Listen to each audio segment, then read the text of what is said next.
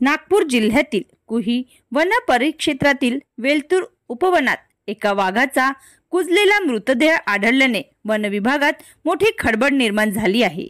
ही घटना पोहरा बीट कक्ष क्रमांक 456 येथे शुक्रवारी 9 मेला सायंकाळी उघडकीस आली।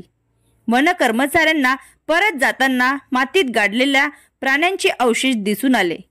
तपासादरम्यान वाघाची कातडी आणि हाडे सापडली तर काही भाग गायब असल्याचे दिसले। या मातीवर काठ्या ठेवलेल्या आढळल्याने हत्या करून पुरल्याचा संशय व्यक्त केला जात आहे। या गंभीर प्रकरणी NTCA वन विभाग आणि पशुवैद्यकीय तज्ञांची टीम तपास करीत आहे।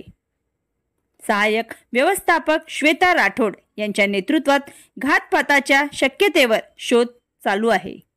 वाघाच्या सुरक्षेसाठी सरकारने कठोर पावले उचलावीत अशी मागणी वन्यजीव प्रेमींकडून केली जात आहे।